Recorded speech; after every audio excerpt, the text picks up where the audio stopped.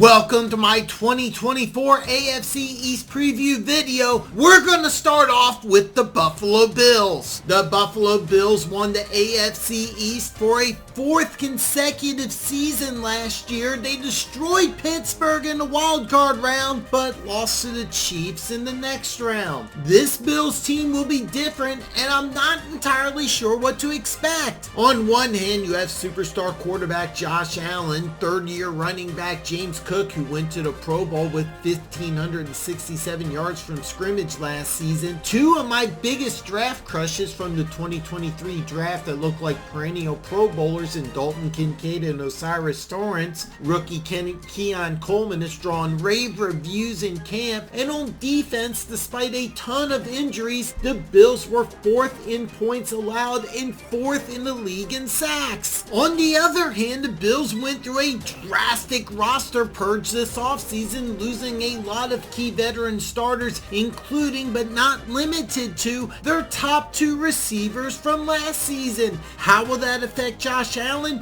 We don't know. My prediction for 2024 is the Bills will win somewhere between 9 and 11 games and make the playoffs, but as a wild card team. The streak of AFC East titles will come to an end. The DTF Bold Prediction is the Bills will lose in the wild card round, and after that loss, the Bills will move on from Sean McDermott after the season.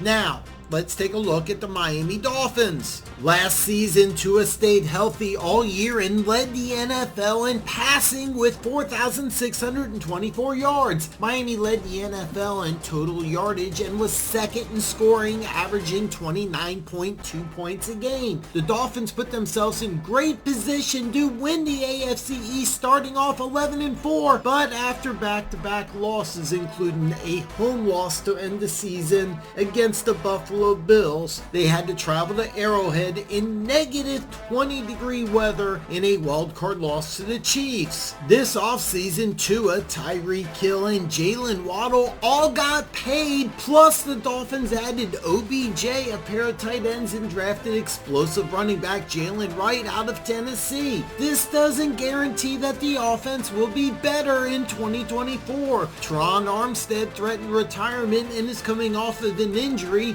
Robert Hunt is in Carolina. Isaiah Wynn didn't play in the first preseason game due to an injury, and during the first preseason game, Keon Smith tore his ACL.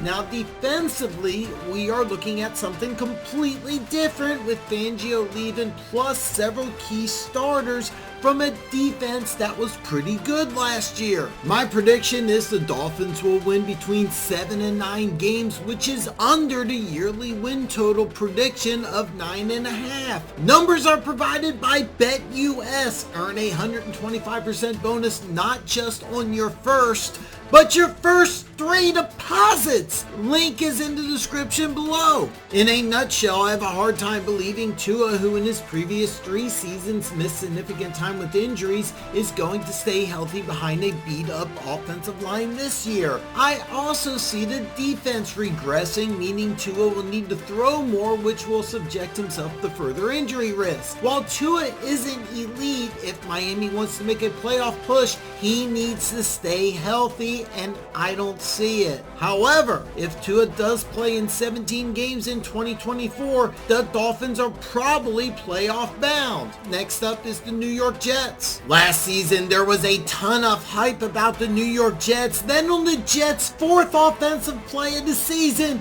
Rodgers went down and so did the rest of the season. The Jets finished 7-10, but not only is Rodgers coming back, the Jets made upgrades this year. Last season's offense was bad. 29th in points, 31st in yards, dead last in touchdown passes, but don't blame Rodgers' injury on all of it. This offseason, the Jets traded for a pair of tackles, then drafted Olu Fasanu with the 11th overall pick in the draft. But wait, there's more. They also signed John Simpson from the Ravens and Tyrod Taylor this offseason. Heaven forbid another Rodgers injury, but if it does happen, Tyrod Taylor is in a much better situation than Zach Wilson was last season. season. I haven't even mentioned Rodgers' new weapons in Mike Williams and one of my draft crushes, Malachi Corley, who made headlines by moving in with Rodgers during the offseason. The offense will definitely be better, but the Jets didn't rest just by upgrading the offense. They traded for Hassan Reddick, they signed Space Eater Lakai Fotu from Arizona, and former first-round pick Javal Kinlaw,